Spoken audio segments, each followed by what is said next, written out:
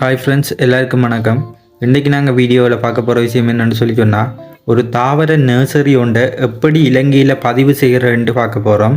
நிறைய பேர் ஆக்கள் இப்போ பூங்கண்டு உற்பத்தி செய்கிற, பழமரக்கண்டுகளை உற்பத்தி செய்கிற, இப்படிப்பட்ட விஷயங்கள்லேருந்து அதிக அளவான லாபத்தை பெற்றுக்கொள்கிற, இதில் அதிக நாட்டம் கொண்டவங்களாக இருந்தாலும் அதை எப்படி முறைப்படி பதிவு செய்கிறேன்னு சொல்கிற அறிவில் கொஞ்சம் குறைவாக தான் இருக்கிறாங்க.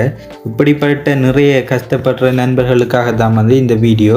இப்போ வாங்க நாங்கள் வீடியோவில் எப்படி நாங்கள் ஒரு நர்சரி உண்டை எங்களோட டிபார்ட்மெண்ட் ஆஃப் அக்ரிகல்ச்சர் ஸ்ரீலங்காவில் ரெஜிஸ்டர் பண்ணுறேன்னு சொல்லி நாங்கள் பார்ப்போம். இப்போது நர்சரி பதிவு செய்கிறன்றது பின்வரும் நடவடிக்கைகளை உள்ளடக்கியதாக காணப்படும். முதலாவதாக நாங்கள் ஒரு தாவர நர்சரி ஒன்றை பதிவு செய்கிறதுக்கான அப்ளிகேஷன் ஃபார்மை SCS ஆஃபீஸில், SCSன்னு சொன்னால் சீட் சர்டிஃபிகேஷன் சர்வீஸ் ஆஃபீஸ்லேயோ, ஹெட் ஆஃபீஸ்லேயோ இல்லாட்டி ரீஜனல் ஆஃபீஸ்லேயோ நாங்கள் பெற்றுக்கொள்ளலாம். இப்படி நாங்கள் பெற்றுக்கொண்ட அப்ளிகேஷன் ஃபார்மை நாங்கள் நிரப்பி என்ன செய்யணும்னு சொன்னால், எங்களோட பிரதேசத்தில் இருக்கிற நாங்கள் குடியிருக்கிற அந்த எங்களோட நர்சரி இருக்குதானே, பிளான் நர்சரி, அந்த நர்சரி அமைஞ்சிருக்க பிரதேசத்தில் இருக்கிற விவசாய விரிவாக்கல் உத்தியோகத்தர், அதாவது ஏஐன்னு சொல்லுவாங்க, ஏஐ கிட்ட நாங்கள் அந்த ஃபார்மை கொடுக்கணும்.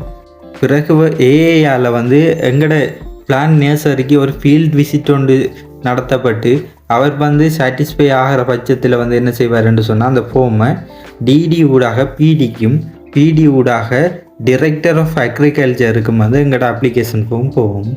அதுக்கு பிறகு SCS ஹெட் ஆஃபீஸில் இருந்து ஆக்கள் எங்களோட பிளான் நர்சரியை பார்ப்பாங்க. பார்த்துட்டு அவங்க ரிக்வயர் பண்ணுற எல்லா ஃபெசிலிட்டிஸும் இருக்குதுன்னு சொல்கிற பட்சத்தில் எங்களுக்கான அப்ரூவை அவங்க கொடுப்பாங்க.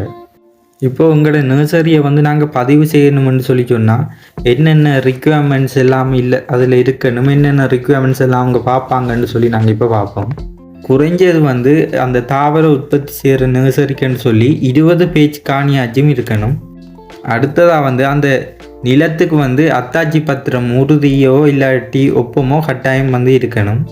அடுத்ததாக போக்குவரத்து, மின்சாரம், நீர், இப்படிப்பட்ட அடிப்படை வசதிகள் எல்லாம் இலகுவாக கிடைக்கக்கூடியதாக இருக்கணும் அந்த பிளான் நர்சரிக்கு. அடுத்ததாக மிக முக்கியமாக என்னென்னு சொல்லி சொன்னால், அந்த நர்சரியில் உற்பத்தி செய்ய போகிற ஆள் இருக்கிறதானே, அந்த உற்பத்தி செய்ய போகிற ஆளுக்கு ஒரு தாவர நர்சரி பற்றி ஒரு பூரணமான ஒரு அறிவு ஒன்று இருக்கணும். அடுத்ததாக அந்த குறிப்பிட்ட தாவர நர்சரிக்குன்னு சொல்லி ஒரு பதிவு செய்யப்பட்ட ஒரு தாய் தாவரம் ஒன்று இருக்கணும்.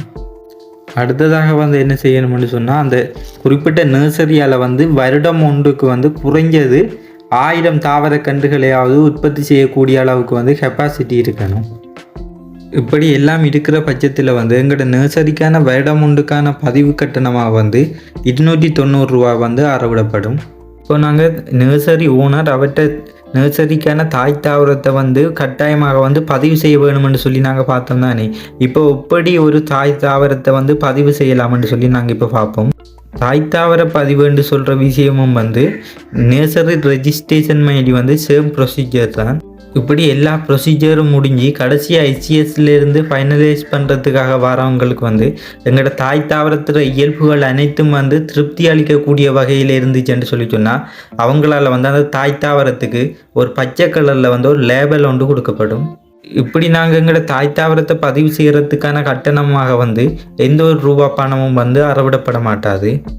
SCSல இருந்து ரெஜிஸ்ட்ரேஷனுக்காக வரவங்க இப்போ எங்களோட தாய் தாவரத்தில் பார்க்குற இயல்புன்னு சொல்லி பார்த்தோம்னு சொன்னால், அது லாஸ்ட் சீசனில் ஒரு நல்ல ஒரு அறுவடையை தந்தத்தோட அந்த தாய் தாவரத்தில் அறுவடையில் அதில் இனத்துக்கான ஒரு பூரணமான இயல்புகள் அனைத்தும் காணப்பட வேணும். அது மட்டும் இல்லாமல் அந்த தாய் தாவரம் எந்த ஒரு நோய் தாக்கத்துக்கோ இல்லாட்டி எந்த ஒரு பூச்சி தாக்கத்துக்கோ உட்பட்டதாக காணப்படக்கூடாது. ஓகே, இதோடு நாங்கள் இந்த வீடியோ முடிச்சுக்கொள்வோம். அடுத்த வீடியோவில் சந்திப்போம். பாய்.